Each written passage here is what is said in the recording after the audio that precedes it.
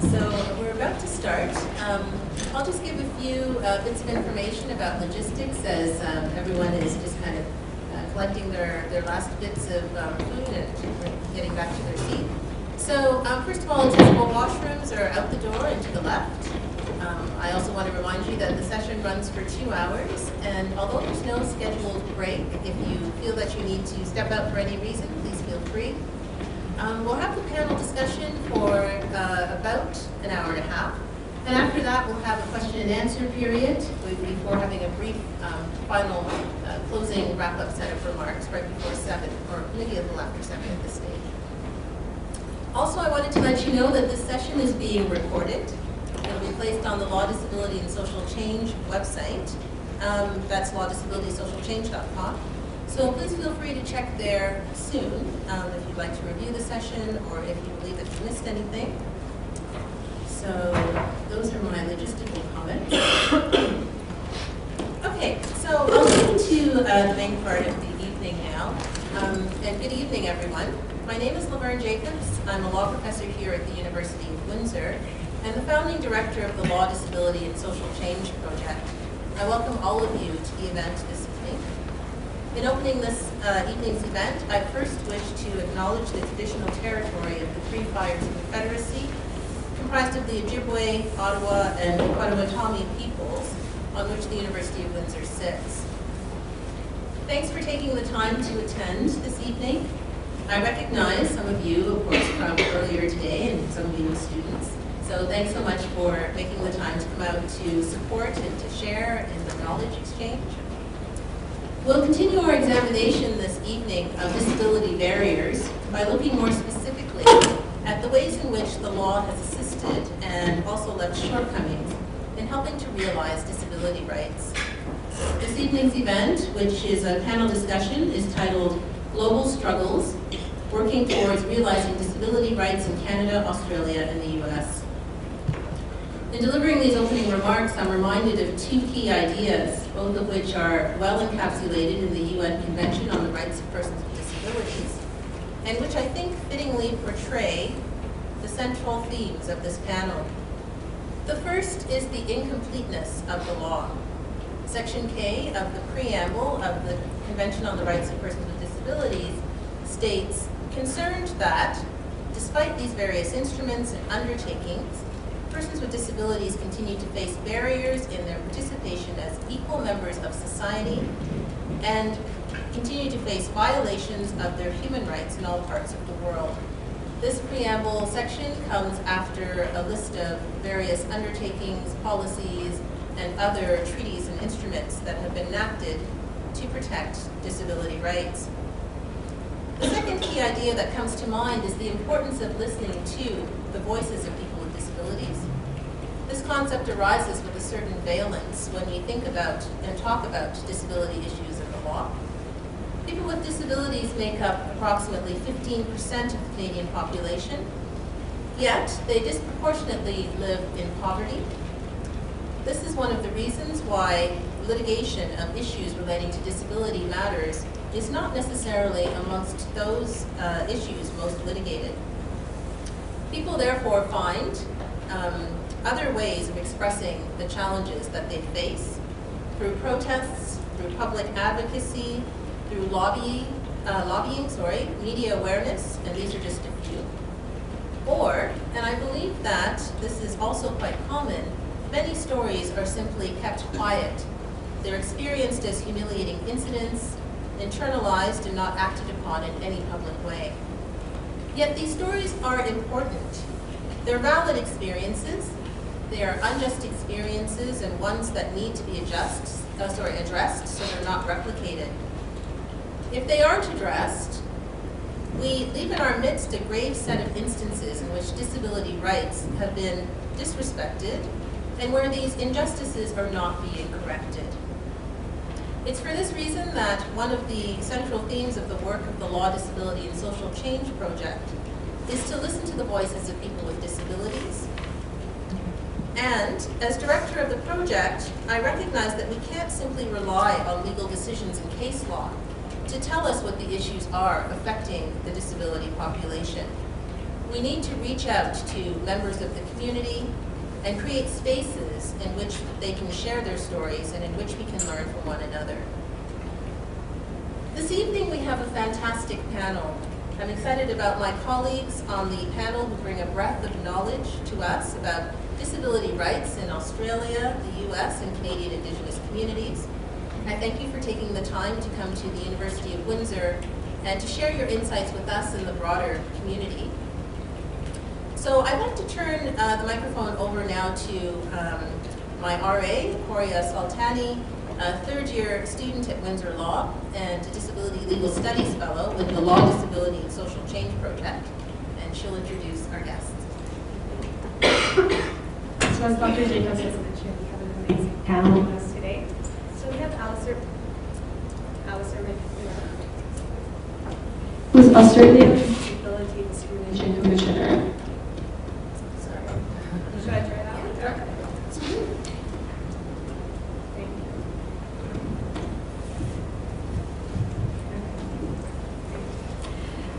Alistair McLaren is Australia's Disability Discrimination Commissioner. He commenced in this role in August 2016. Alistair's educational background is in arts, law, and business administration. Following his undergraduate study in Adelaide, he spent time in Vancouver pursuing postgraduate studies. Prior to moving to Sydney to commence as a consultant with Epicenter, a global management and IT consulting company, he worked as an associate to the Honorable Justice John Guatusa at the Federal Court. Alistair has a strong background in working with nonprofit organizations. He was the Executive Director of Community Legal Centres, North South Wales, and the peak body for the Community Legal Centres. Other roles include CEO of People with Disability Australia and Manager of the Australian Centre for Disability Law. Prior to commencing in his current role, he was the chairperson of the North South Wales Disability Council, the official advisory board to the North South Wales Government on Disability Issues. He is also the president of the Deaf Society of North South Wales and the chairperson of the Australian Theatre of the Deaf. He has also been the coordinator of the World Federation of the Deaf Expert Group on Human Rights and an lecturer for the Masters of Community Management degree at the University of Technology, Sydney. Welcome, Commissioner. Mark Cody is the legal director at Michigan Protection and Advocacy Service, where he represents clients with disabilities in systematic litigation, primarily in federal court. His areas of practice focus on civil rights, healthcare, education, housing, and employment. Mr. Cody has also been an adjunct professor at both the University of Michigan Law School and Thomas Cooley Law School in Lansing, Michigan. He began his work at MTSA in 1989 prior to joining MPAS. Mr. Cody was a managing attorney at a legal services office and has been in private practice. He earned his JD from the University of Iowa College of Law. Arlene Dodge graduated from Windsor Law in 2006 and was called to bar in 2008. She is Anishinaabe and a status member from the Walpole Island. She is a Turtle Clan and has 2 daughters. She was recently hired in August 2017 as staff lawyer for Legal Assistance of Windsor. Among the variety of legal services LAW provides, they also work on Ontario Disability Support Program claims. Prior for the past 7 years, she was a sole practitioner working in the area of family law with a focus on defense counsel for families involved with Children's Aid Society. In 2009, she worked for the Anishinaabe ASPE Legal Services Corporation as their special manager, projects manager, responsible for the Talking Together Manager, a program that works with child welfare agencies in developing traditional circle discussions for all families involved in child welfare. In 2008, she was an associate with Pierce Duchamp Family Law, located here in Windsor. She's also a board member for the Can-Am Urban Native Homes. Welcome. Okay, thank you, Maria. And I echo that welcome. I'd like to start with the first question that deals with the concept of voice. We live in an important era where nothing about us without us is rightfully a central part of disability advocacy and change. Listening to the disability community and making any changes to lives of people with disabilities is crucial.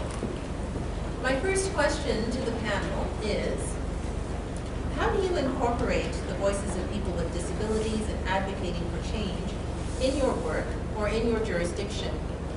And what are you hearing in your jurisdiction about where and how the law may better serve people with disabilities? And I'll start with Commissioner McKeown, who's my right.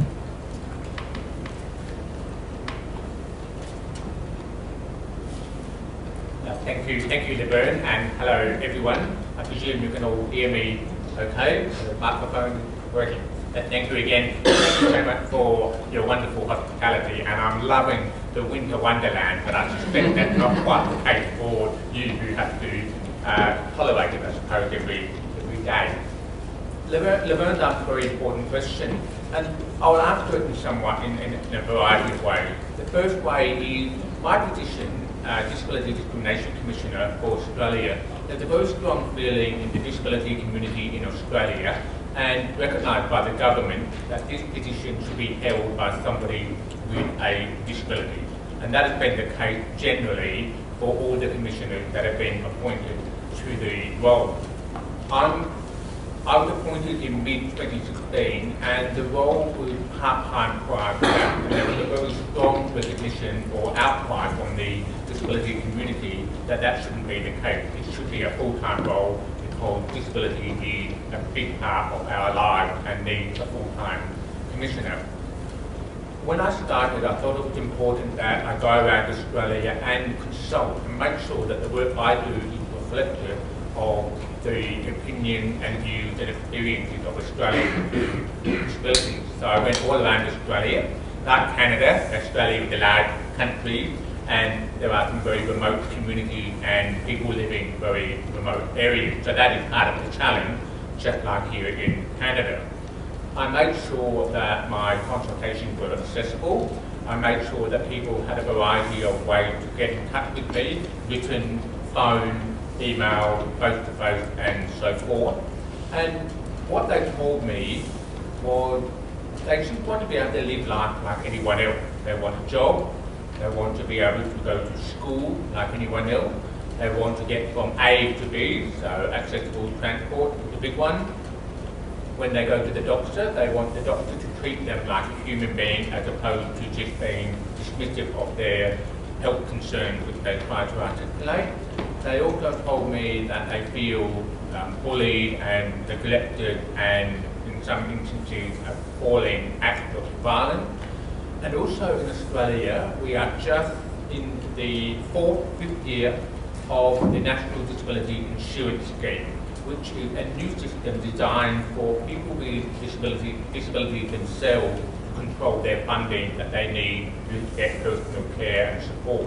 So of course that was a big topic in my consultation because the implementation is, as I said, 4 years now, and there are still a lot of teething and implementation issues. So that's the big thing that they told me. And so I've developed a list of 6 priorities based on what they told me, but I'm always very clear every day what they tell me informs the work I do for linking them with government, for articulating their views and opinions to government. One final comment is I would love to, but I can't. I can't deal with individual circumstances of discrimination, otherwise I just wouldn't be able to get everything done. The Australian Human Rights Commission, where I am based, has a complaint handling function where people can make individual complaints. I get in touch with the complaint team every 2 or 3 months to find out what are the common themes coming through, and unsurprisingly, employment and education and access to the basic services are the big items. Yes, something, Professor, well, let me stop for a second, and I think this is, I appreciate being invited to be part of this panel. I think it's going to be a very interesting discussion. It's perhaps an apt day to have a session on civil rights, because if you were in the United States, you wouldn't be here today, because it's a federal holiday where we celebrate the life and legacy of Dr. Martin Luther King Jr., who famously said, among many other things, that the arc of the moral universe is long, but it bends toward justice. I think later on, some of my remarks might indicate that I think that arc has been elongated a bit in the last few years, at least in the States, so we can perhaps talk about that a little bit. But something Professor Jacobs said spurred in my mind. I'm a lawyer, and the old saying, the old adage is that if all you have is a hammer, everything you see is a nail. So, of course, when you talk about a social problem or a social issue, you want to think, what's the litigation strategy that we can utilize to get to that? But Professor Jacobs mentioned, or really called upon us to think more broadly. And a couple of things that immediately came to mind that have happened in the States in the last few years. And one of them, in the beginning of the or the early 1900s and continuing through the 20s, a number of states in the United States, including the state of Michigan where I practice, engaged in forcible sterilization of people that they deemed not worthy. We didn't want to see another generation, if you will. And in the lead case on that from the United States Supreme Court, a case called Buck versus Bell, a woman sued to prevent the state of Virginia from forcibly sterilizing her.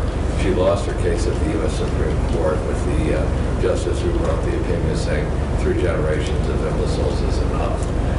That, a couple of years ago, several years ago probably more like that, the states that had many people forcibly sterilized engaged in a practice with legislative approval trying to offer monetary compensation. It wasn't enough, but it was symbolic, and it brought to mind how we've historically treated people with disabilities.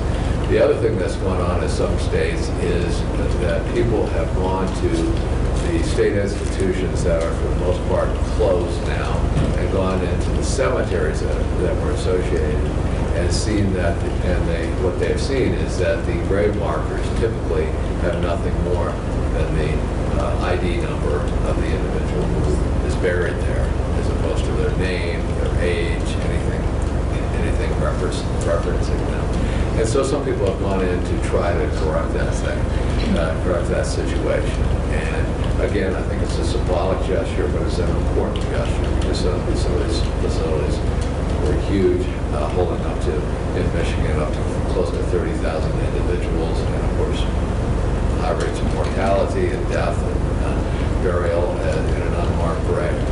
So it shows how we devalue those individuals. And this is an effort to sort of raise our awareness of that issue. But summing up, I work for a place called Michigan Protection Advocacy Service. There is a provision in federal law that requires the governor of every state to designate an agency that can represent individuals with disabilities. Frequently that is the court. That's what we do. But we have policy people who work on policy as well to help us understand what the needs of the community are, what their desires are. We have an advisory council of individuals with primarily mental illness who meet and talk about things and give us the cold shock of reality and help us to figure out where we can go. We get about 8,000 calls a year to our office for assistance. Some of it's very basic, easy to understand, some require follow through. But we use that data from those cases to determine what we should be looking at. And then we also do priority surveys where we reach out to the community and say, help us understand what we need to be doing for folks with disabilities. And at the end of the day, as we sort of boil that all down, what we've seen as priority issues are education, healthcare, guardianship, and sort of a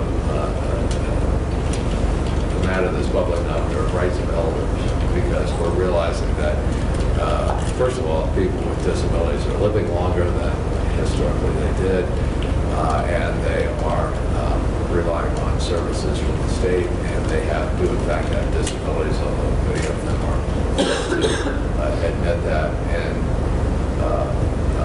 vice versa. Some of the issues facing elders are things that we've dealt with as disability rights problems. Thank you. Thank you, Laverne. Good evening, everyone. My name is Arlene Dodge. I'm a staff staff lawyer at Legal Assistance of Windsor. I see some students that have looked at the attempt before. Welcome.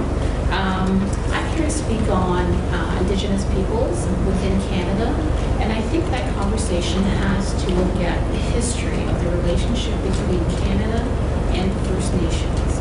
This relationship has always been, at the beginning it was a relationship of need, and I think it progressed to a relationship of control.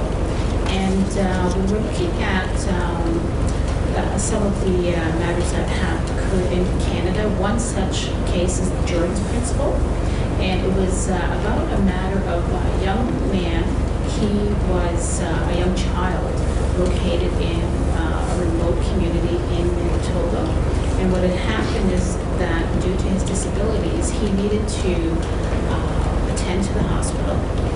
But what had happened is that because First Nations are under federal jurisdiction, when he attempted to get to the hospital, there then began an issue of who was going to provide those services. So provincial government, federal government began this squabble. And in the meantime, you have a young child that was in need of services. And unfortunately, that need was never met. As a result, there was an association that brought this matter to the Canadian Human Rights Tribunal. They took quite a few years to get to the tribunal. Ultimately, what had happened is that the tribunal found in favor of the society and stated that yes, the Canadian government has discriminated against First Nations children.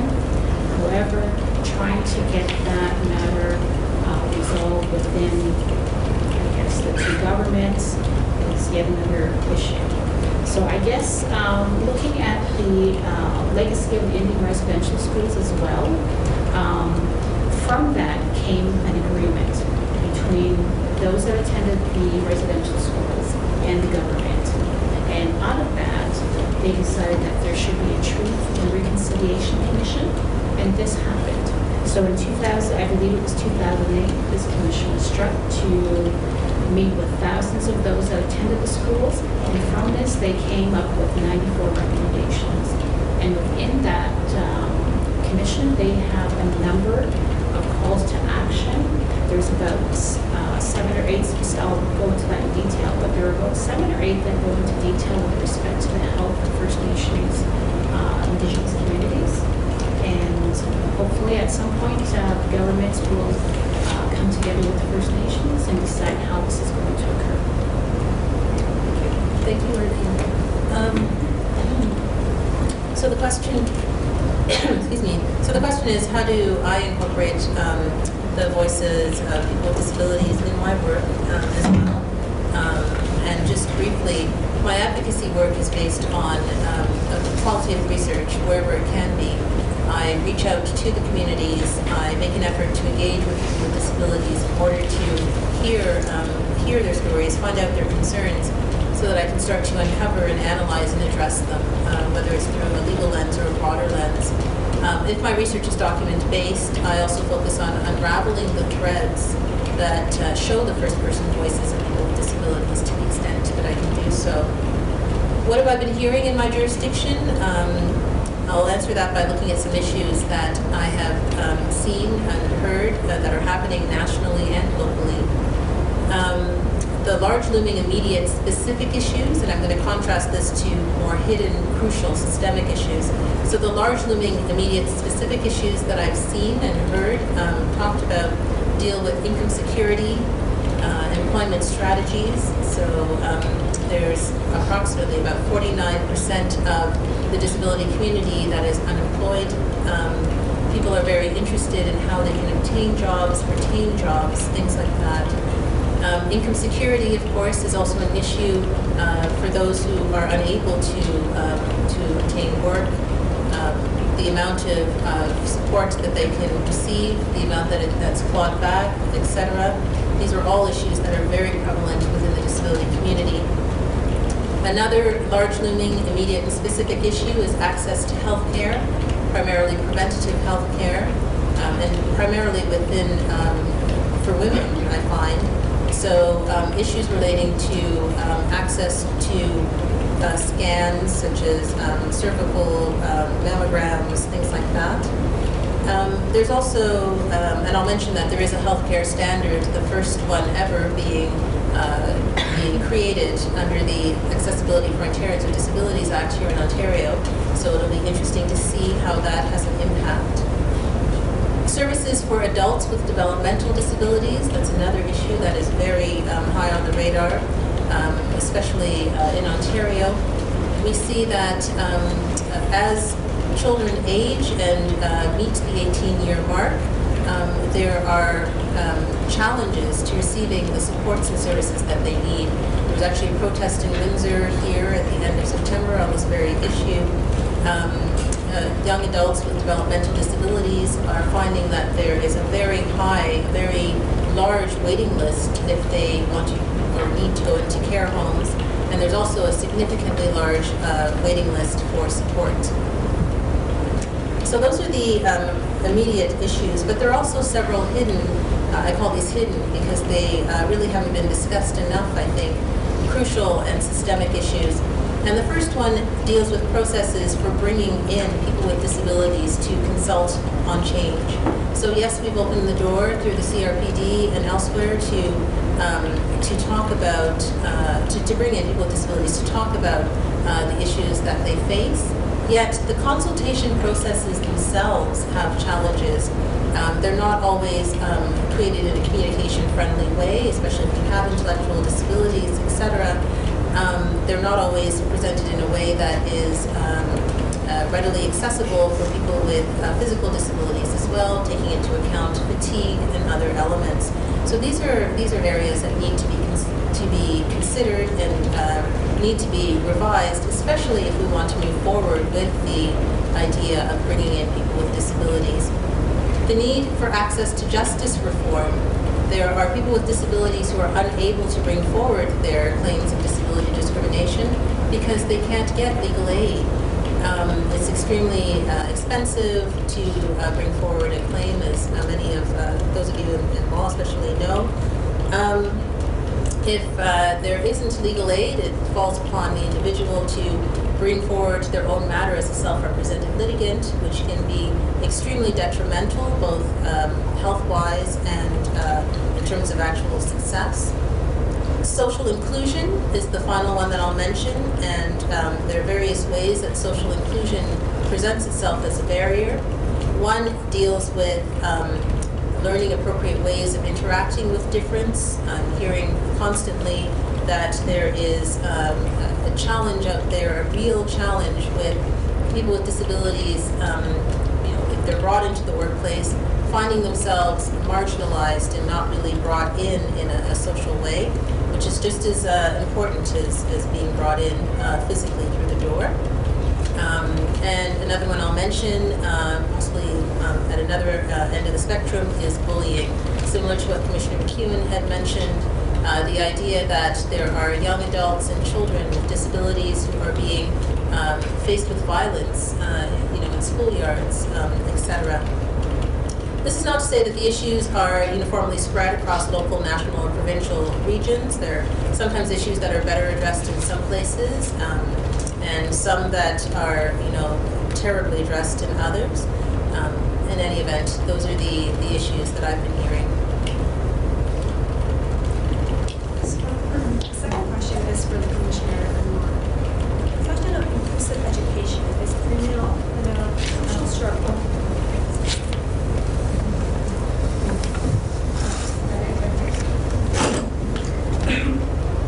So the question of inclusive education is a perennial and a crucial struggle, especially for children with development disabilities and their families. How far have we come as a disability community in protecting children from disability discrimination in education? No.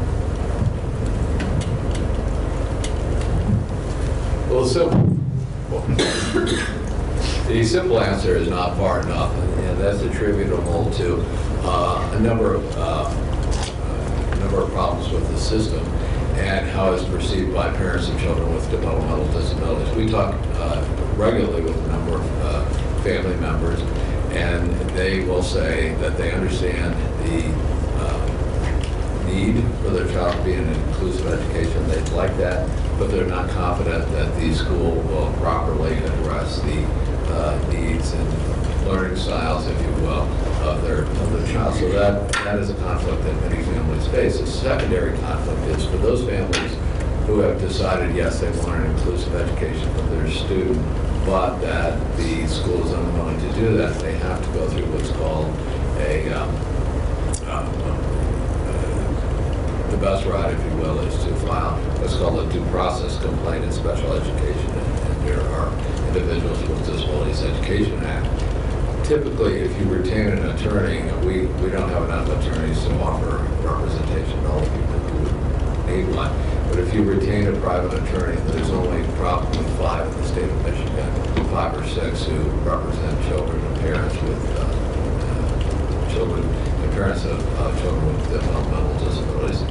You would have to pay at least $20,000 just to have a file open up. It's tremendously expensive, tremendously long, multiple days of hearing. It can be appealed to federal court, so it's a process that requires some revision. There are some other challenges for children who have developmental disabilities in the general education setting. In the state of Michigan, until the beginning of this last school year, there were a lot of use of restraint and seclusion by schools on students with disabilities. I was shocked to learn that many of these schools have seclusion rooms, which can vary from plywood enclosures that the janitor put together to the janitor's workroom to an empty classroom, and students were sort of being shuttled off into those areas. Fortunately, the lieutenant governor of the state of Michigan is a parent of a child with significant developmental disabilities, and he was shocked to learn that this could be in the future for his daughter. And so he was somebody who was willing to, if you will, take on the mantle and assist us in advocating for changes in Michigan law that virtually eliminate the use of restraint and seclusion in schools. It was a tough sled, but it happened, and we're monitoring it very closely to make certain that it doesn't happen. But that was the reason people would say, look, I don't want this treatment. I don't want my child secluded or restrained or held down by the vice principal or a gym teacher, which were all things that were happening. I want my child, just send him or her to wherever, so I think that they'll be safer. The other thing that has become problematic in Michigan is what might initially sound like a good thing. And under federal law, under the IDEA, schools have to offer services up to the age of 22. In Michigan, we offer services to children who are eligible for special education. They either terminate upon graduation or they can be extended to the age of 26, so you get 4 additional years. Unfortunately, what happens is those 4 years are spent in settings that are segregated. There are only 4 children with developmental disabilities. They learn virtually no life skills, and so that has been a problem. And yet parents will take advantage of that because it's something, and we haven't developed the proper supports and services in the community to allow them to be accepted in the community, to function well in the community, and to live a life in the community, so the parents know that at least they can have them over there. Somebody will be taking care of them.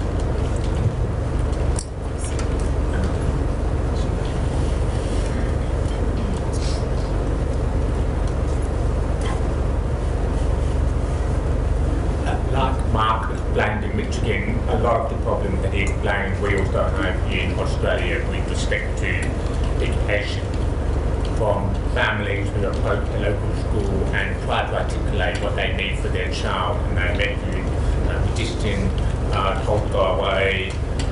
They might be given a trial period, and then that doesn't work out for a wide range of reasons.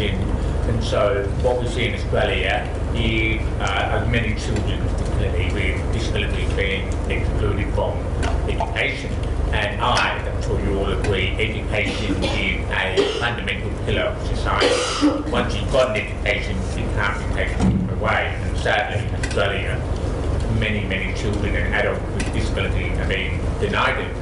And I mentioned earlier the complaint system that we have at the Human Rights Commission.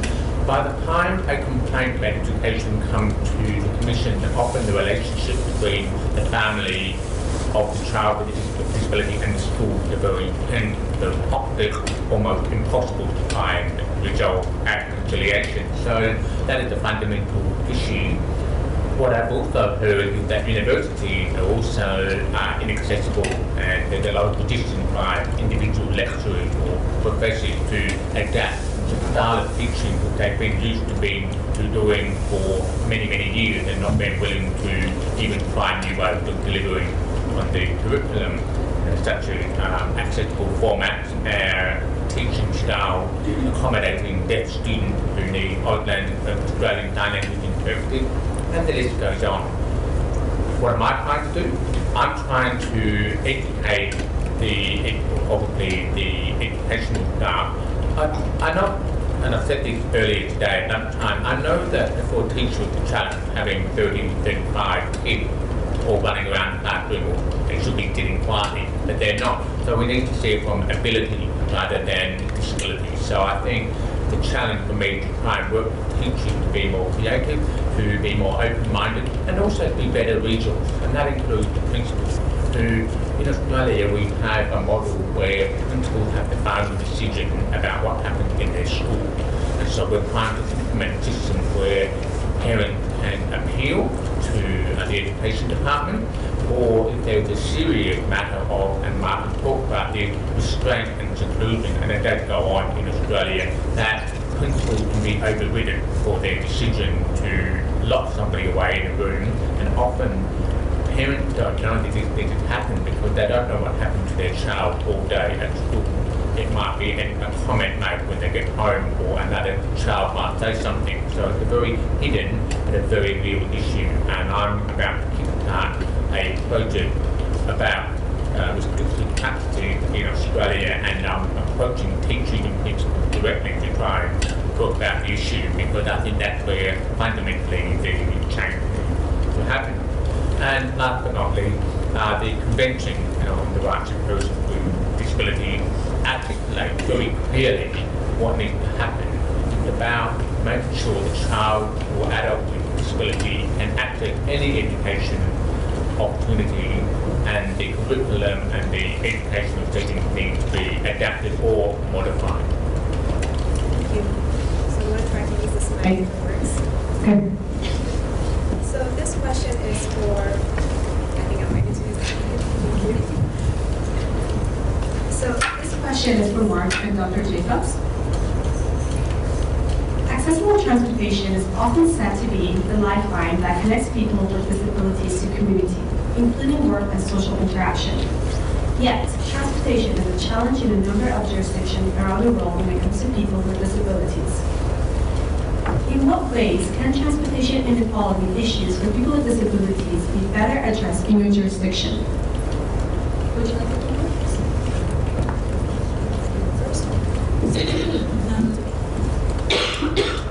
Thank you, Horia. I'll start off with a general comment about the equality concerns that I've encountered in a study of all the transportation claims taken to human rights commissions and tribunals across the country between 1976 and 2016, a 40-year period. I studied the claims made by people with disabilities and what they were asking for. One thing that I found to be quite interesting is that there was often a disconnect between what people with disabilities perceive to be an inequality, what they bring in their equality claims, and what human rights law, as it's developed, sees as a valid claim. So, for example, there were many claims asking for systems that would provide much more respect for the individual's time, in the same way that time is respected for people in the mainstream society.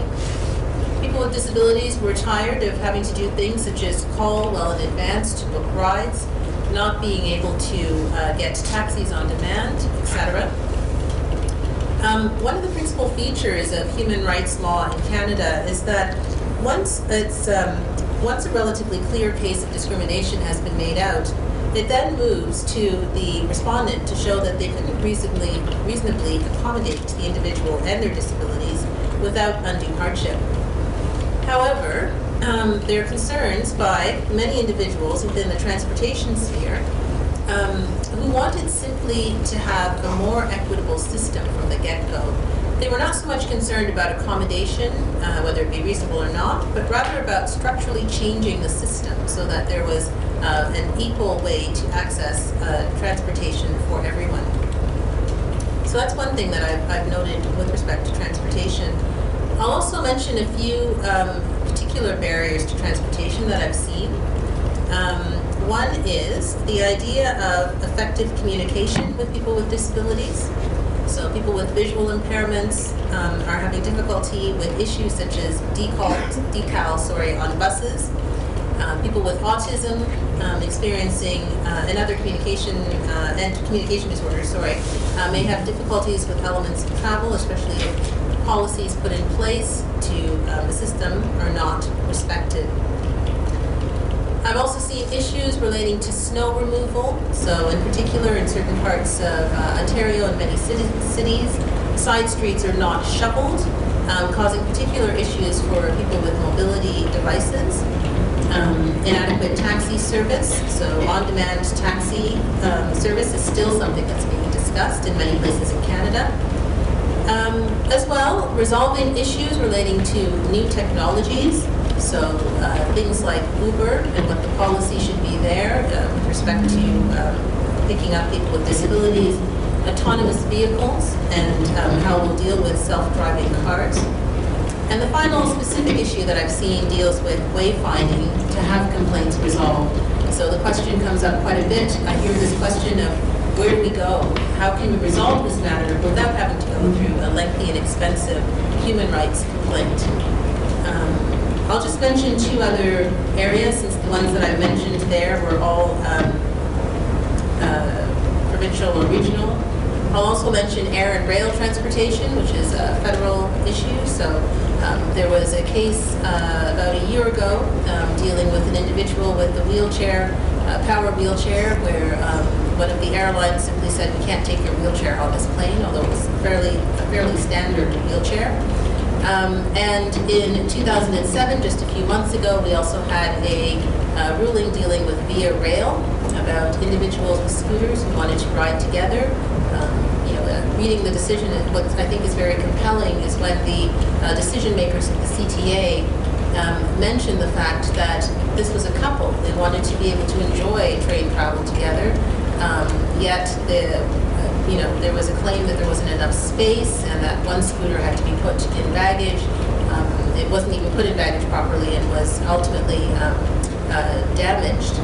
In the end, the CTA agreed that there should be a policy change, and at the very least, the policies that were there should have been respected, and the individuals are now able, or will be able, to ride together. In any event, I'll conclude by saying that I think we need a shift in the conversation. I agree with the self-represented litigants and others whose cases I read in the study that I conducted on transportation. We need to stop thinking about accommodation and move into a first-order equality mindset. And I think this means that people with disabilities should continue to join debates and discussions on things like road policy, regarding Uber, autonomous vehicles, and things that are emerging now. Everything she just said, and perhaps even more. I come from Michigan.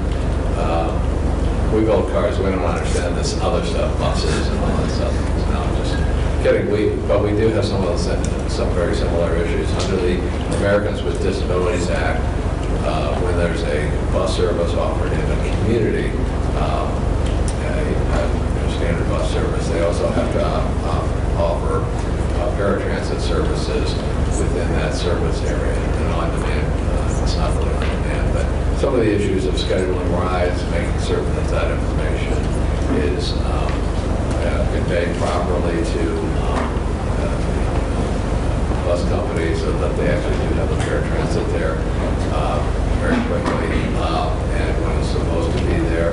Although interestingly enough, the paratransit companies are given a window of time, so if they show up, you have 20 minutes to get on the bus, but they may vary when they actually get there, but they're still counting the time, so people who work in an office have to go to some place where they can sort of spot the paratransit bus coming, and they essentially have to leave work a little bit early. So that becomes an impediment. A few years back, one of our sister agencies, the Protection Advocacy System out in Iowa, had brought suit against the state facility that was pretty horrendous. It housed young women who had committed some minor juvenile offense and were in this facility where supposedly they were receiving treatment. Many of them had disabilities of one sort or another.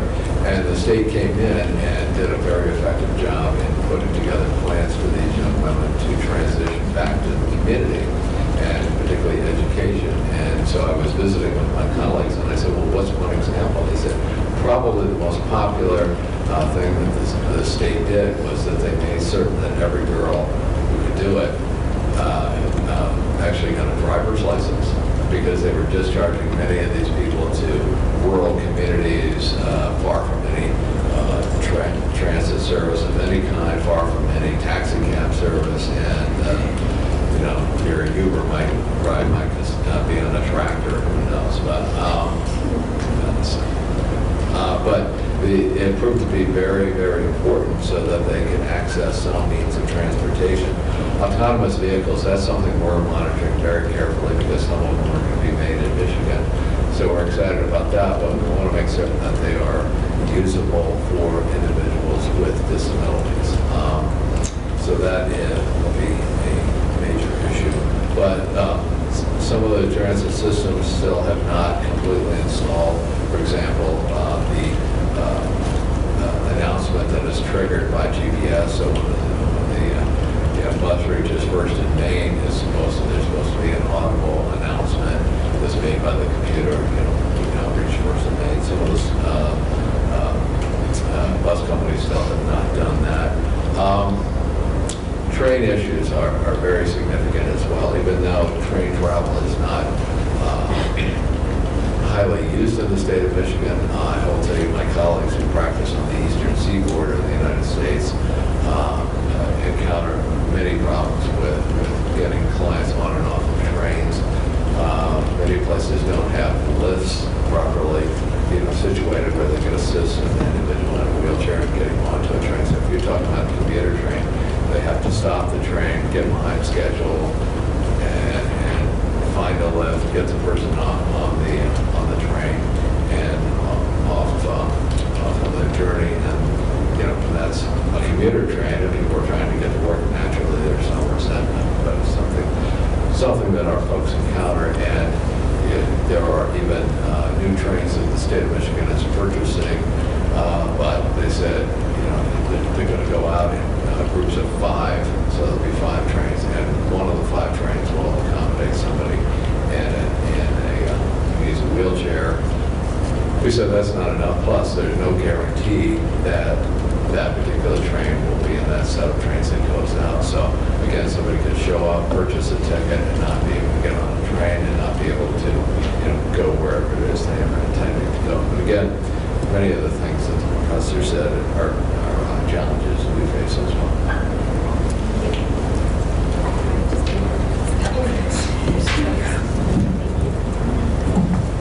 So this question is for Olin and the Commissioner. We recognize today the harmful impact on communities that colonialism has had, including extended generation of communities. In what ways, if any, has colonialism had an impact on the disability community in your jurisdiction?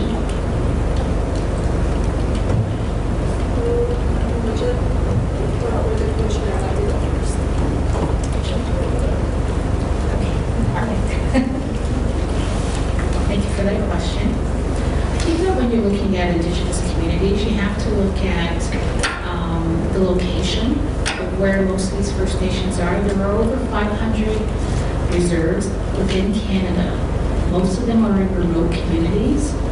They are only accessed by air. some by ice roads, and some by trains.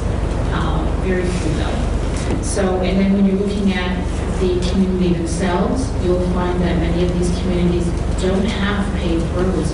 Most of them are dirt roads. So for a person with a disability, this is going to be, it proves very difficult for them to be mobile. And if you're looking at the issue of disability, I think you have to back it up and look at those that are collecting Ontario Works. So the First Nation administers the Ontario Works program. It does not administer the ODSP program. So that when you have a person that is claiming, is submitting an application for ODSP, what often is the issue is that you're submitting an application that is to a person that does not know the community, does not know the circumstances of these people, and has no, I guess, cultural awareness of what has occurred within these communities, nor do they have the knowledge of the history of the First Nations. So it becomes very difficult when you're reviewing these applications. I think as well the people that are submitting the applications also have an issue with respect to having no access to, if it's denied, who are they going to turn to? There are no clinics within these First Nations. They cannot get legal assistance up there within these First Nations because there are no lawyers. It's a very small community. You have very little supports. So within some of the communities that are rural around Ontario, perhaps a nurse practitioner could assist these clients. But when you have a First Nation that only has fly-in community, that has fly-in supports, this may not even happen for them. So you have all of these issues that are difficult to address. And I think perhaps a possibility to have this addressed is maybe have those conversations with those that deliver the ODSP program to make it more accessible to the First Nations.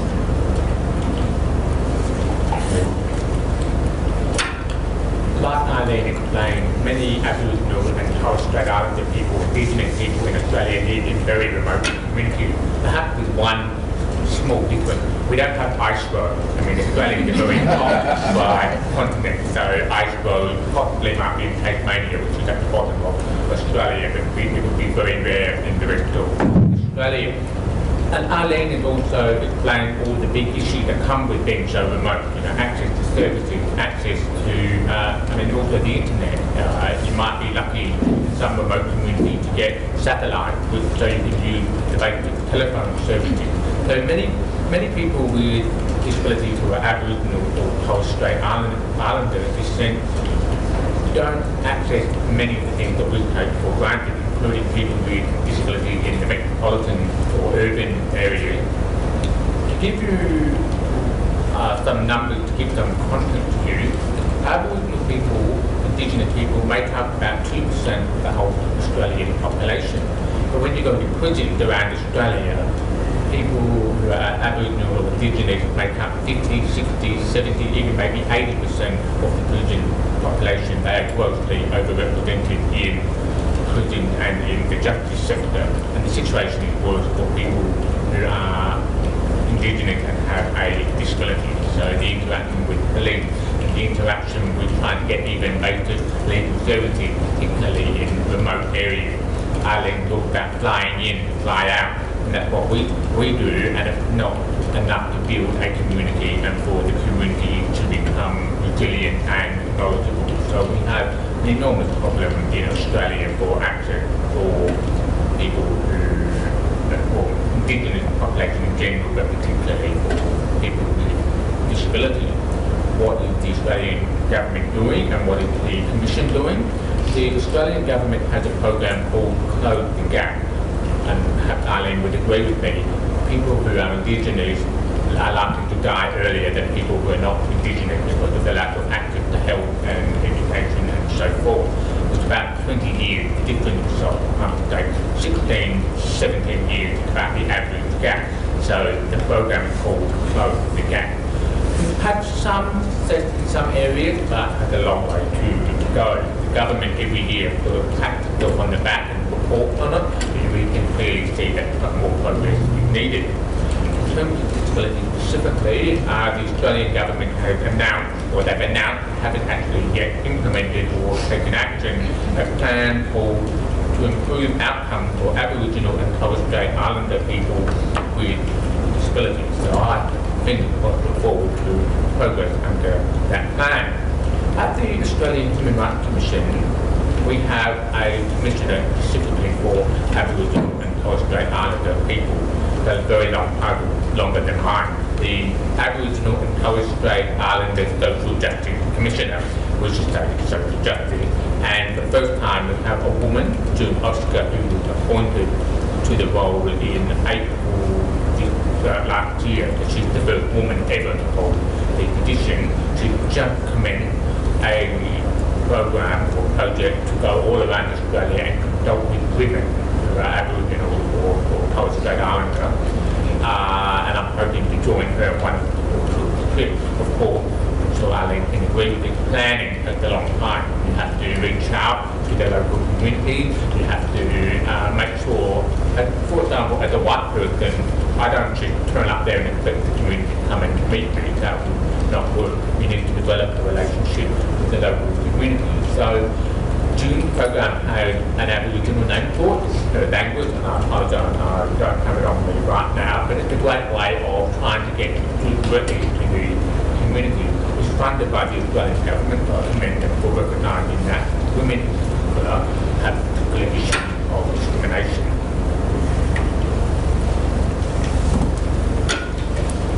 Okay, so I have the final question, which I'll pose to all of our panelists. It deals with enforcement and realizing rights. So how have enforcement mechanisms under the laws such as the Americans with Disabilities Act, the Disability Discrimination Act, human rights statutes, the Accessibility for Ontarians with Disabilities Act, how have they assisted in disability rights protection? In your view, what could be done to improve the enforcement of these laws? And I will move to Commissioner McEwen first. Thank you. My petition is created or is under the Disability Discrimination Act, or DDA, and we are celebrating 25 years in March of its operation. The Act prohibits essentially any form of discrimination against people with disabilities in all areas of public life. And it had some success, I would say, in terms of creating, that Act didn't actually create it. There was already a complaint mechanism in place, but people with disabilities can make a complaint under the DDA to the Commission. That had some success in the sense that people with disabilities have an avenue to pursue a wrong or an area of discrimination. However, specifically that scenario or that particular situation is not enforceable. A respondent can agree, and they might agree to do something, but sometimes we hear in years to come, complainants come back to the Commission and say the employer or respondent or whoever is not following through what they promised to do.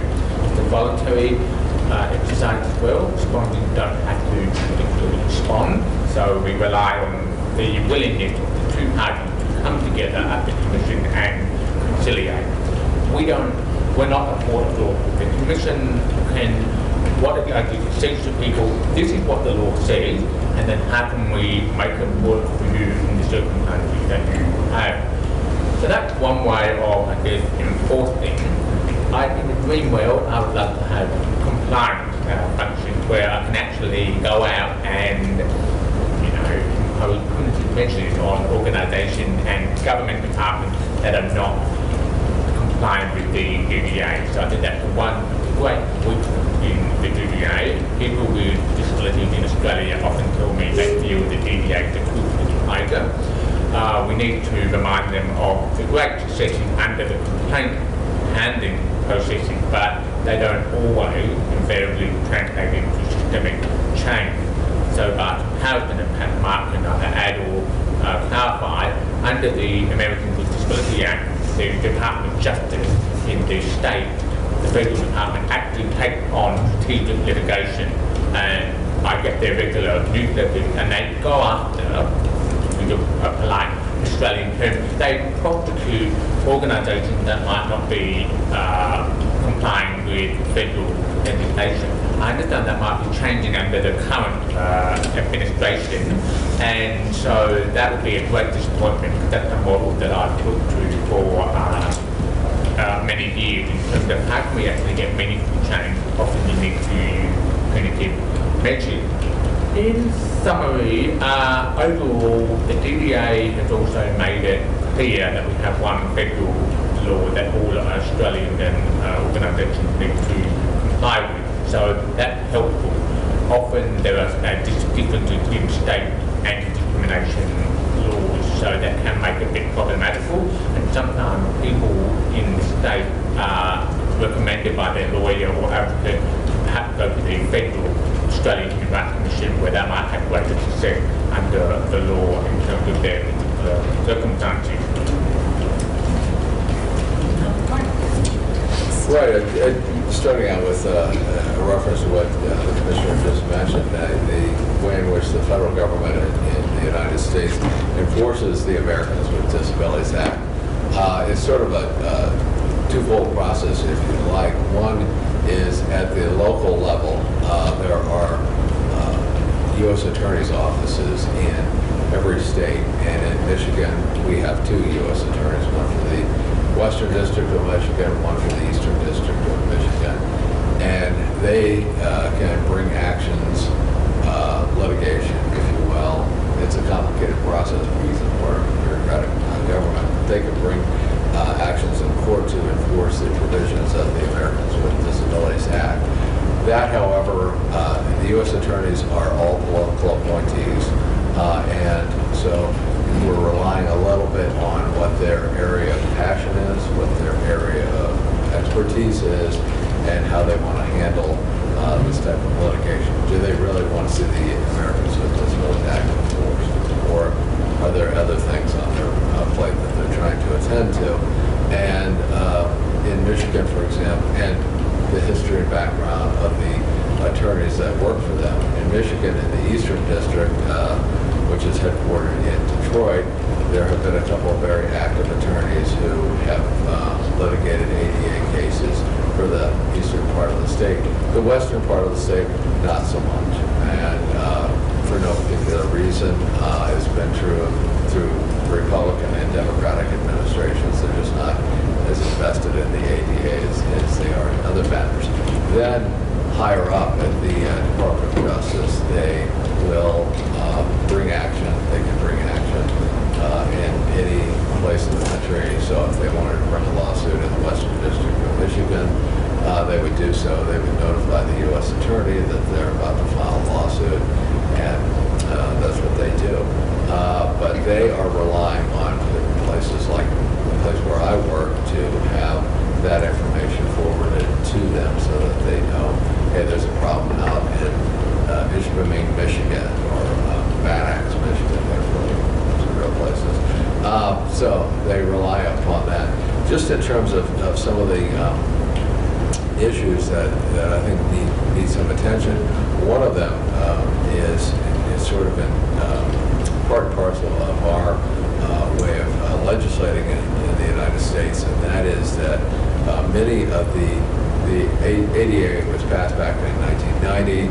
It has some specific provisions, but for the most part it says we're going to rely upon the Department of Justice to come up with regulations that dictate how the Americans with Disabilities Act will be implemented. They range from what movie theaters had to have in place to what states had to do to properly run their prisons. And so those are all in regulations. Regulations are essentially come and go at the whim of the administration. So, and recently there were some guidances that the U.S. Department of Justice had put out under the prior administration. And recently the Department of Justice announced that it was pulling back on those guidances. It wasn't saying that they're never going to go into effect. It was just saying, hey, we're pulling back on these. And so that is one problem. So if we could somehow get the statute to be more specific, and it would then be less subject to change.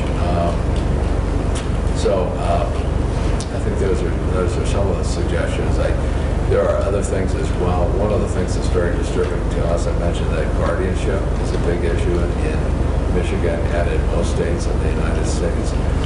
One of the problems is that it's sort of a binary process. So either you're deemed competent by a judge or incompetent by the judge. And so you are either under the court's jurisdiction because he or she has deemed you incompetent, or you're not under the court's jurisdiction. It's a very bright line. Unfortunately, it's very old in its conceptualization, and it's not particularly helpful in this day and age in which we understand that all of us have competencies and incompetencies, if you like, in one way or another. And so if we could change the law to match the current science, I think that that would be a big step forward.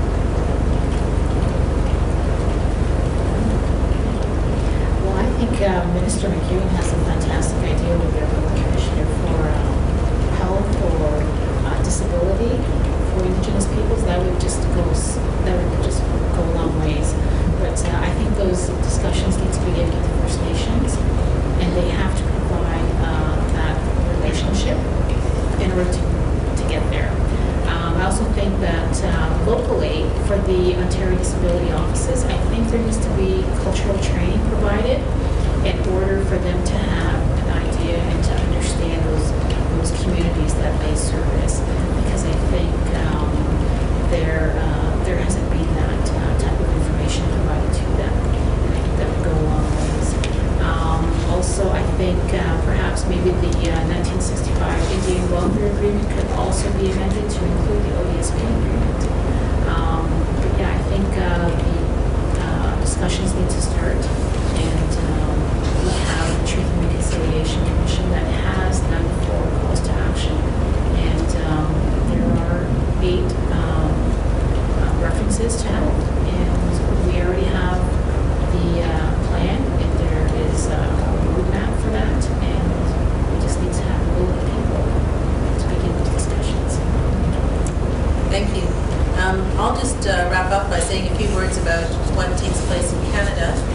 In Canada, the principal laws for pursuing a disability discrimination claim are the Charter, which provides constitutional protection, the right to equality for persons with disabilities, as well as human rights statutes that exist at the federal level and in each province and territory. Most recently, we've also had enacted accessibility legislation. And accessibility legislation exists in Ontario as well as Manitoba and Nova Scotia.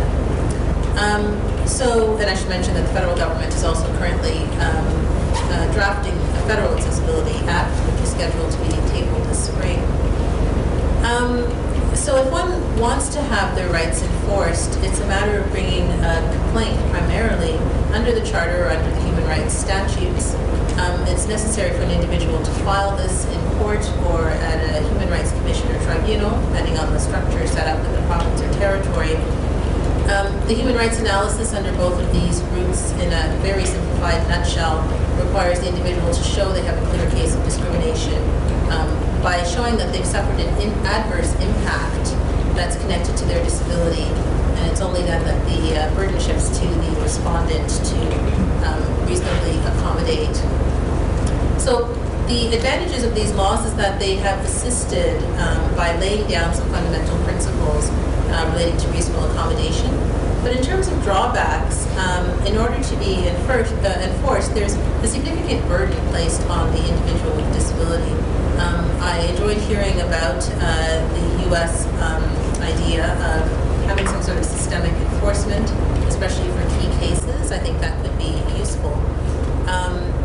Another challenge of the system as it exists right now, when we think about the reactive process under the Charter and the human rights statutes, is that the law is very complex. It's becoming more and more complex. Administrative tribunals like human rights commissions and tribunals had originally been created to assist with everyday justice, but over time, lawyers got into the process, the processes themselves became complicated, and even if there's now alternative dispute resolution methods, it's still quite a challenge for an individual to bring something forward and through these systems. I mentioned earlier there's no legal aid support. There's a decision being heard in the Northwest Territories Court of Appeal in the next few months that addresses the issue of lack of legal aid for persons with disabilities and questions whether or not legal aid application should be made on a case-by-case basis.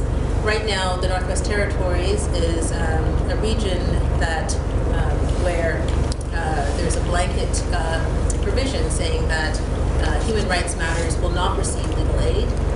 It's not unlike many other jurisdictions and provinces in Canada, so the decision here will have a significant impact.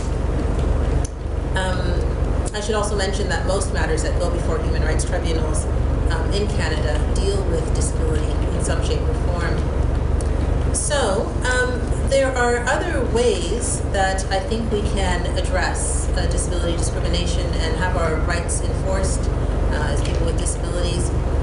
One is the proactive legislation that I've mentioned, such as the AODA, the accessibility legislation. The goal of laws like those is to distribute the obligation to prevent barriers more widely through society, so that individuals don't have to bring complaints, but there should be forethought as to what may be a barrier, and those barriers should then be eradicated. One question that's been batted around quite a bit as the provinces and federal government think about how to design proactive systems like the AODA is whether or not there should be some sort of commissioner or office that will do some sort of systemic screening of whether or not these standards are being respected and actually go after those who are not respecting the standards. I think actually this could be a useful tool. Systemic enforcement would certainly alleviate the burden on individuals to make their concerns known. And right now, even if individuals are able to make their concerns known through the accessibility legislation, there isn't really any redress for the individual or any guarantee that there will be change. Another idea is an audit system, so just simply auditing organizations to make sure that they're respecting the standards that are out there. I think that could be useful as well. So I mentioned that we need a champion of disability rights, but one idea that I take from Australia that I think could be very helpful is an idea that could address the intersectional barriers that come with disability rights. So it's not just about being a person with disability. As we've seen from even the discussions here, it's about being a person with a disability who is Indigenous or may live in poverty. So I think we need a commissioner or some way of addressing these intersectional barriers, at least someone who can recognize the intersectionality and think about ways to bring them to light. So those are the ideas that I have. Thanks. Thank you. So now we're going to go into the question and answer section. If anybody has any questions, please signal, and I'll give you the mic and you can ask the panel. Don't be shy.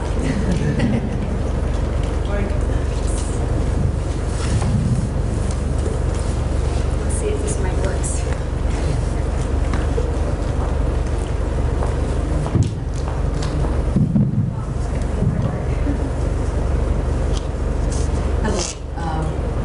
So I work with children and youth who have primarily physical disabilities, or often complex physical disabilities. And what their families are saying to us is that they can't wait. And these children are missing milestones and not developing to their full potential.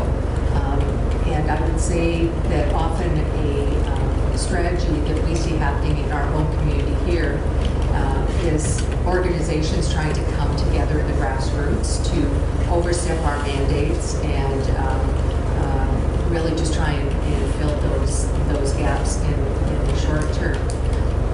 What often is a challenge to that, and there's a question I might pose, is that as funded agencies, often by our provincial government, that's not always deemed as acceptable and appropriate. In some cases, they are turning a blind eye. But what do you think? What more can be done to support agencies that are already in place who have some of the knowledge, experience at the grassroots level, bringing those individuals and families into the discussion that might help in the short term, while in the medium to long term, the more broad legislation and acts are being improved?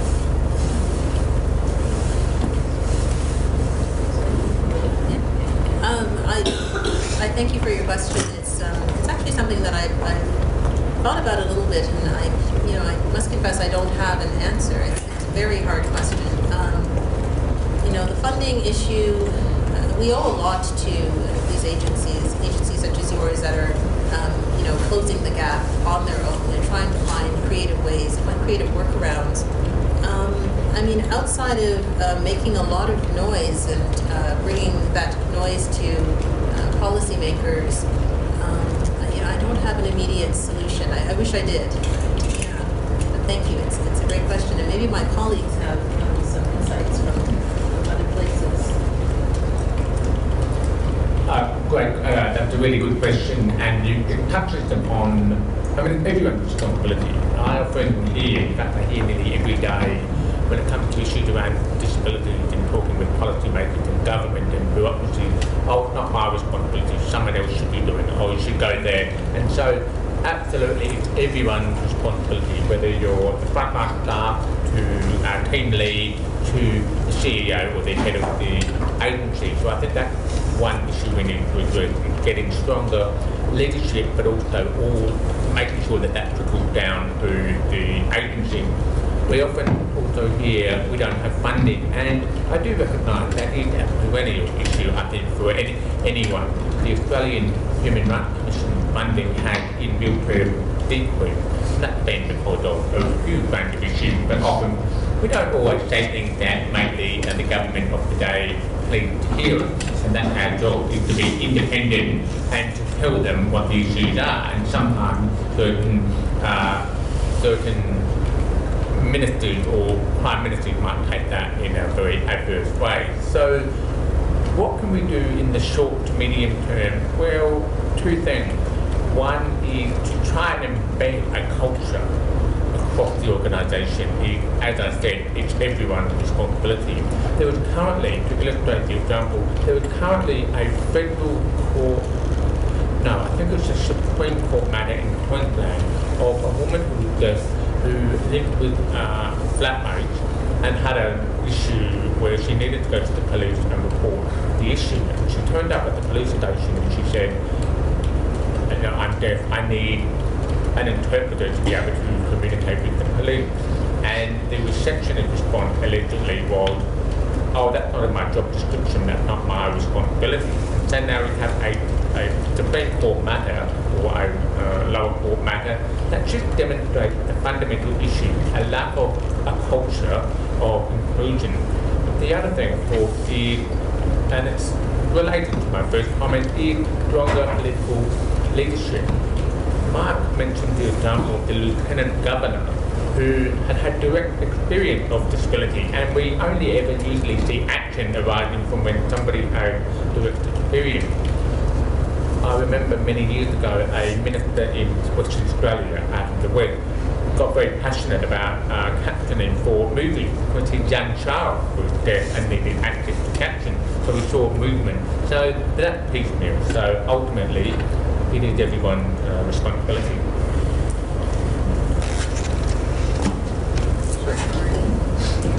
All right. Just to pick up on the comment about the Lieutenant Governor of Michigan, what we have seen down through the years in Michigan and on the federal level is that disability is really bipartisan. People with it can be the most conservative senator or representative or whatever, or governor, and yet it seems to resonate that when it's a personal matter. So, I hope it doesn't sound too whatever, but we do look for those connections, because when you go in and you start talking about community mental health or those types of things, or captioning of movies, if somebody doesn't have a personal experience with them, it really doesn't sound like much. There's really, what's the purpose of doing that? But if they've had that personal experience, then it's something that you can help move forward on. And sort of an underlying theme I've heard Laverne mention is that we're looking really, and really every member of the panel, how are we changing the culture? And I will tell you, I've been in this business 28 years, and I happen to have a daughter with developmental disabilities. And if if you'd said to me 28 years ago, write out the script for what her life is going to be like, it would have been pretty bleak. It would have been pretty bleak. But if you asked me to write out the script or to reflect the current reality, it's far different than what I imagined or anyone would have imagined 28 years ago. And it's because we move forward incrementally. It's an incremental process. Where you just have to hammer and chisel, and chisel, and chisel, and chisel. So sometimes you get the big breaks. Sometimes you just have to keep plowing ahead.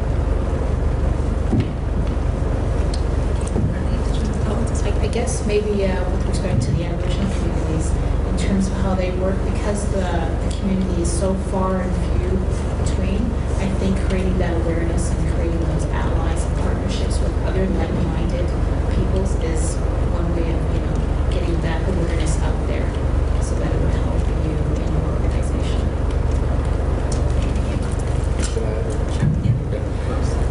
One other thing that, from personal experience, that is critical and has been emphasized here, to listen to the people with disabilities before you sort of go sailing forth.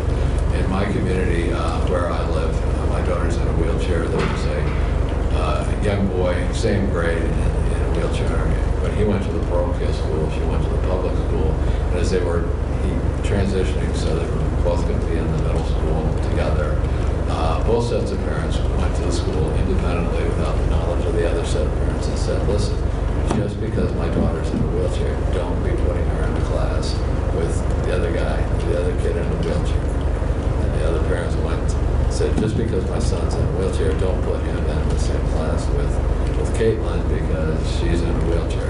They need to experience inclusion and all that kind of stuff. Pretty soon we noticed that Caitlin would come home, that's our daughter, would come home and would say, I was talking to Chris, and it's always Chris, the other kid in the wheelchair, and we sort of say, what's going on here? We told the school not to, just have you two together, and make sure you were on this, so you're not in the same class together just because you're both in wheelchairs. She said, the reason we do that is because we're the only ones that understand what being in a wheelchair is all about. And the whole school is like, okay, I guess we should have listened. And they should have listened to their kids first as well. Are there any other questions or comments?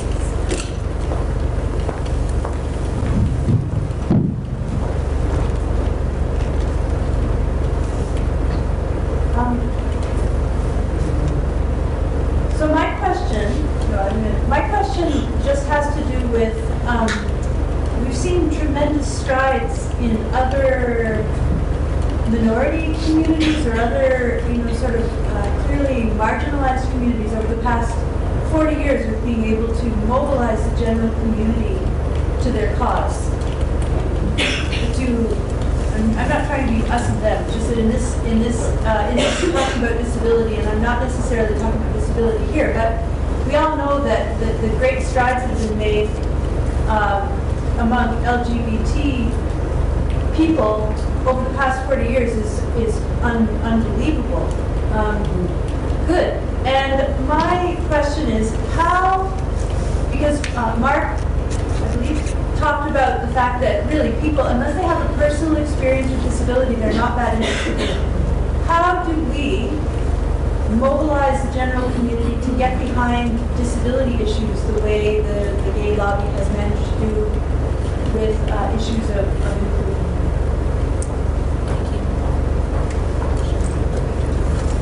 Thank you, and that is a really great observation, and it's one that I often reflect on in Australia when I look at how, as you've identified, how other groups or minorities have come together or mobilise or work together to change human rights. It was only 60, 70 years ago we were in the state, there was just debate around whether black people should be able to marry white people. So not that long ago, some of us, many of us, weren't even born then. I look around the room and realised 60 years ago it did not really seem like that long ago. So your observation is absolutely spot on. How do we really mobilise? And what I've observed is when particular peak disability group come together and agree very strongly on the commonality, that's when we see progress. That's when we see, and I'll give you an example, in Australia, when discussions around the need for an international convention on the rights of persons with disability was taking place, the Australian government initially their official position was no, we don't see a need for a separate convention on disability.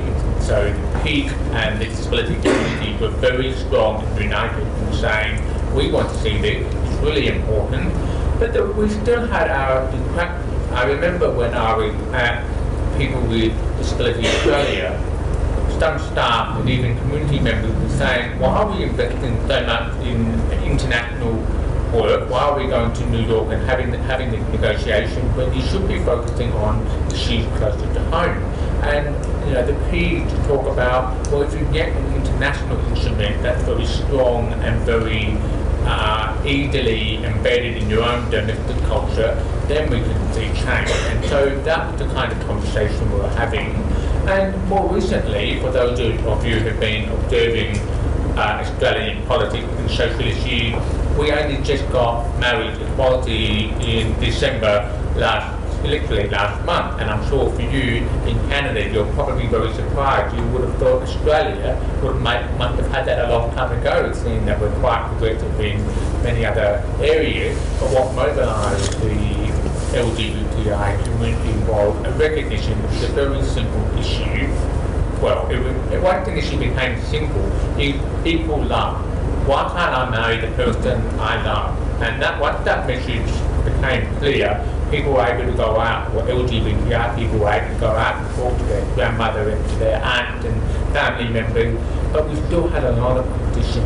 The No campaign spent millions of dollars in trying to not get the marriage equality through, and they were saying things like, oh well, if we allow people of same sex to get married, what's next? Animals, marrying animals. But don't forget, and the children will suffer if you have same-sex parents. Completely forgetting the fact that same-sex parents are already doing it. So your observation over in the corner is absolutely spot on. It's about how can we unify on what can we agree to as common ground, knowing that we will always have differences of opinions. I mean, you know, you can imagine the robust discussion we have at the Human Rights Commission, you know, 7 commissioners and a president. You can imagine some of the catch-up we have and trying to make sure we all agree on the common ground while respecting the differences. So a great question. And final comment is campaigns like in Australia, every Australian count, and you've got one here in Canada, every Canadian count, and they're trying to replicate what's going on in Australia, and I commend that. Go ahead. Well, just quickly, I think there are 3 things that we can do as well, and the first one is an idea that I think probably is very ensconced in critical disability theory, the idea that everyone is temporarily able-bodied, and kind of pushing forward that idea that we share this could be you. So that's one idea. But I think that moving forward, another approach that could be quite fruitful is to focus on our children. So our children, if they are aware of disability issues, if they are brought into milieus where there are people with disabilities and society is inclusive, they'll start to say the same things that I think children are saying nowadays, in Canada, at least, like, how absurd that there's no marriage equality, so we, if there isn't. And so we need to focus on our children. I think the last thing, the third thing that could be useful is more litigation support. So for those of you who are in law, law students, lawyers, etc., I'll say that it is very hard to find a pro bono lawyer to take on a disability matter. If you're out there and you have hung up your shingle or practicing, take on some of these disability cases. A lot of the cases dealing with marriage equality in Canada, I mean, they were cases that became nationally profiled. They went up to the Supreme Court. There are quite a few of them. With disability, not so much, right? We have a few key cases that we rely on at the Supreme Court level, we need to get that message out there. We need to get some higher profile cases out there as well. Yeah, just jumping in and probably repeat some of the things that have been said already, but the personal experience of children is very critical because we're trying to raise a generation that just looks at another child as being totally inclusive. I remember when one of my sons was in high school, we asked him about this young lady who was in his grade in high school. We said, well, what's she going to do? And he said, she wants to go to Michigan to become an aeronautical engineer. And I said, well, that's really cool. He said, well, why is that cool? I said, well, when we were growing up, they didn't tell young women that you could be an engineer of any kind, much less an aeronautical engineer. So I think just reinforcing those positive messages is helpful, and kids pick up on them. Kids pick up on them. In this little community where we live, it's about 3,000 people. The community had hired one of these groups that comes in and directs a community build playground where, and as part of the process, these people come in and they can interview. They have sessions where people can come and say, they ask the kids, what would you like the playground to look like? Pirate ship or a rocket or, whatever. And this guy came to the big community meeting, and our daughter, nor had the other young man in a wheelchair been at any of these meetings. And he said, something strange here. We never get this comment, but he said, every time we went out and talked to kids, they said, how are kids in wheelchairs going to use this? He said, we never had that question. Well, I had the question because 2 kids in the school were in wheelchairs, and, what are we going to do about Caitlin and Chris? How are we going to accommodate them? So I think the personal experience is tremendously helpful. I know when I was growing up, my best friend had no left arm. Now, I was perhaps terribly unobservant because I'd never really thought about it, and nobody ever really asked me about it. I think had they said, well, tell us about your friend with the disability, what are you even talking about? It's just Evan, he's just a guy, he's just a goofy kid like me. So reinforcing some of those personal experiences, especially in children, I think is vital. The second thing I would say is look for unexpected allies. In Michigan, we have a tremendous problem with community mental health, keeping individuals, we deinstitutionalized close almost all of our state institutions, and the ones that have a very small population. And we could have a big discussion about that, whether that was good or bad, or how was it handled.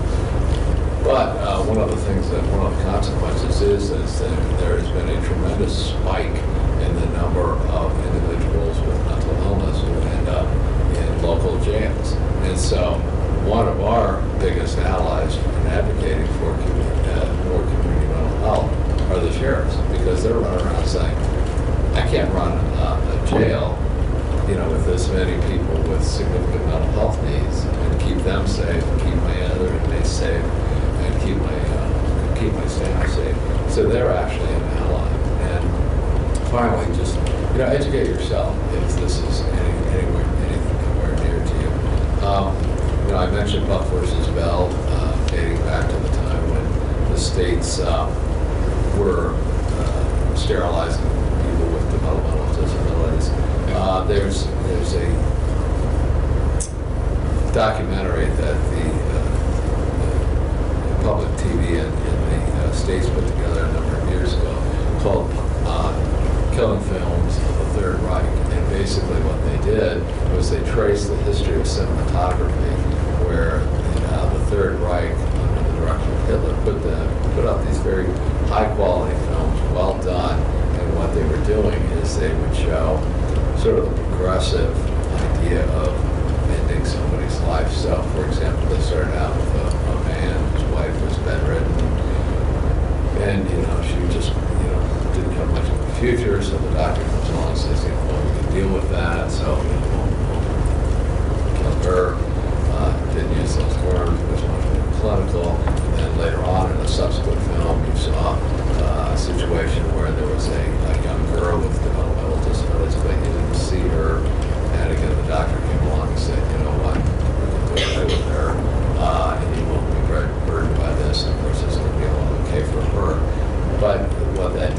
is that created a mindset among some of the viewers that it's okay to kill people with disability. What would be wrong with that? And they were among some of the first victims of the Third Reich. And so, understanding that sort of social norms and social ideas and what we accept is very critical, and it's critical to the disability community.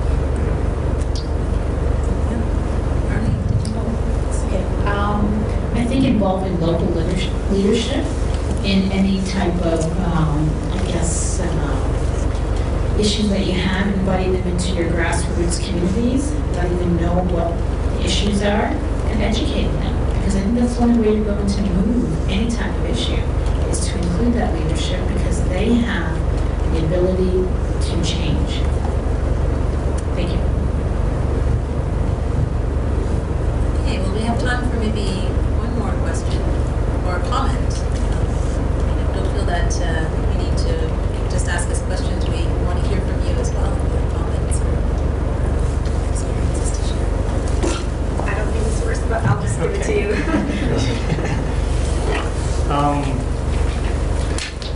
This reminded of Professor Abu just said that in this Aboriginal community, there's this ritual of giving, I think it's a stick, right? It's a pickle feather she had. Yeah, it's a feather. Yeah, for the person who is talking, so the others will listen. So this is symbolic. Thank you.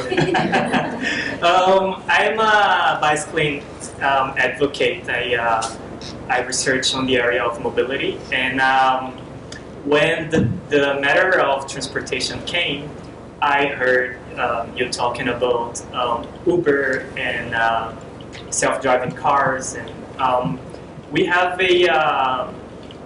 a criticism in sustainable and active transportation in terms of the idea that's coming out of smart cities, which is trying to improve the mobility in the cities through new technologies, while we already have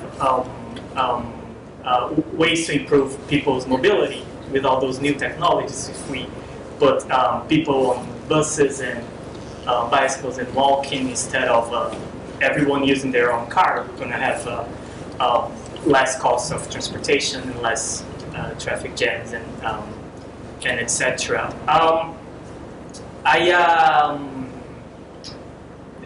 The matter of people with disabilities come from time to time in our discussions. In São Paulo, I'm from Brazil. In São Paulo, we had a regulation allowing people with wheelchairs to use the cycle lanes. So some years ago, like 4 years ago, we started implementing cycle lanes. And the ideal thing is that they could go to this, all the sidewalks should be accessible for wheelchairs. But the reality is that if for us to change all the streets, all the sidewalks in São Paulo, it's going to take a while. So it's kind of a remedy to allow people to use the cycle lane, and they have priority, of course, over the people on bicycles. So my question is, what's the role of cars in the debates of mobility regarding to people with disabilities? Does it play a central role? Like it was mentioned that for I don't remember the case of people being given driving license because they would work far away and etc. They could improve their mobility. And what comes to my mind is the solution for people with mobilities to provide them more opportunities to drive cars, or is there more options that we could approach in terms of mobility, more sustainable options or more active options?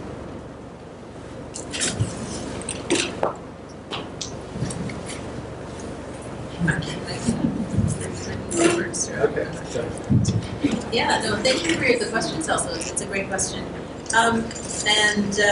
Yeah, actually, I've ridden in the cycle lanes in Montreal, and I appreciate it. It's much smoother, so thanks for raising that. I don't think that we necessarily, and I haven't had a lot of feedback on this, but at the end I'll mention an event where we can have more discussion on this. But I don't think that necessarily we are focusing on transportation through vehicles.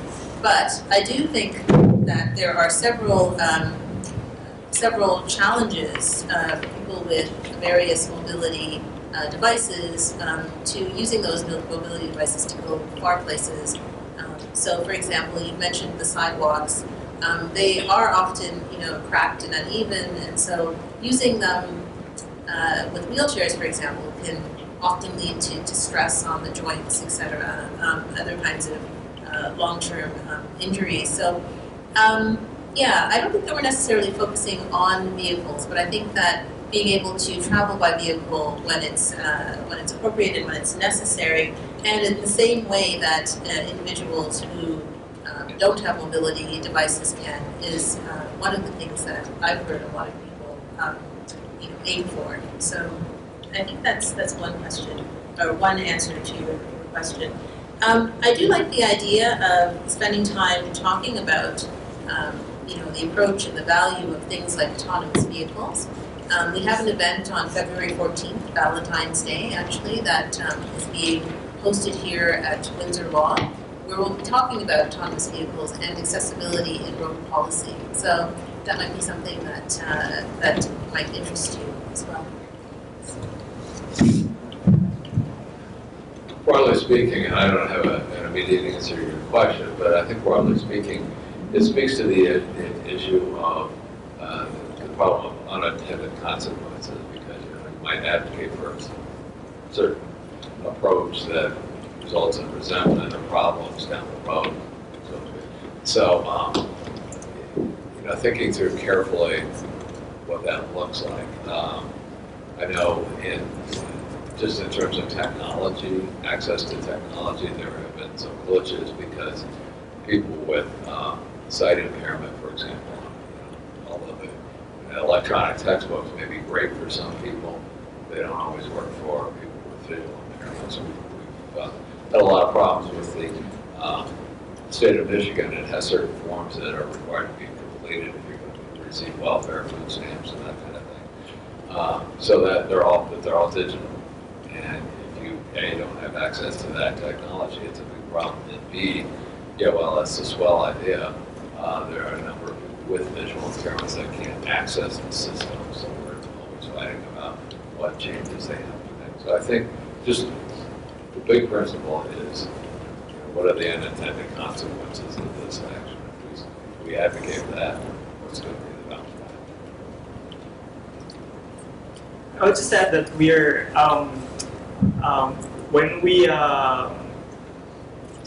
at least our community of cycling advocates in Brazil, we're not against the use of cars in general. We understand that the cars are excessively used in the cities, so which means that people who actually need using cars, elders or people with disabilities or people with children, they end up in a traffic jam caused mainly by adults or young people who could they go to work every day at the same time, one person in a car causing a big traffic jam, while they have the ability, they can go by bus or they can go walking, and they end up causing traffic jams to people who actually would need to use cars. It's not that we're gonna put fire in all the cars in the world.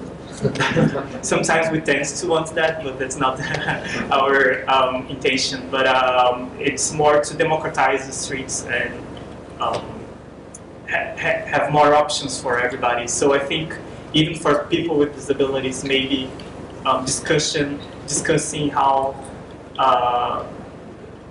there could be more options for people with disabilities as well, if they cannot afford to pay the gas price, if they cannot afford to buy a car, and how to democratize the modes of transportation. Thank you very much. Thank you. Okay. So I want to thank all of you. I certainly want to thank our panelists, and I also want to thank all of you for attending. I think that, as a bit of a wrap-up, I'll say that I think that there is good news. I think that we're in a political climate where change can happen. I think that the emphasis on incorporating the voices of people with disabilities holds much promise. And I like I've kind of seen 3 key ideas come through, at least. There are several others that I'm sorry, I'm probably going to miss a few. But one key idea is to think about what the issues are. We've discussed some of the concrete issues, we've thought about some of the broader systemic issues, and we've heard ideas of how these issues are addressed in other places. I think we can use that, certainly, as a disability community. A second idea is to think about how we can move forward. So I really appreciate the idea of working with local leaders and also turning ourselves into local leaders. I think that's some ideas of how we might be able to push forward change for these issues. But I think we also need to think about how we're going to bring these issues to the forefront, bring them to light, stories that we know of, etc., that could be important, and how we're going to make sure that there's sufficient emphasis on them. So those are 3 ideas that I'll leave you with, and hopefully we can continue this discussion at another event or even in other spaces. So let me thank formally all of our guest panelists for joining me here today. Arlene, Mark, Alistair, an enormous thanks for all the time that you've taken out of your busy schedule to prepare and be here. I know you're all incredibly busy. Of course, I want to say a special thank you to the Australian Disability Discrimination Commissioner for trekking all the way out here to the University of Windsor. Thank you for coming out across so many miles. I want to thank the students in the Law, Disability and Social Change Project, RAs, for helping out today. And I especially want to thank Poria for her persistent enthusiasm and her tireless work which really made today such an important day and really made a difference to the 2 events. And thanks to all the Windsor students who assisted, the LLM students, etc. So that is about it. That's pretty much the close of this session. I hope to see you at a future event and to continue discussing the chart path forward.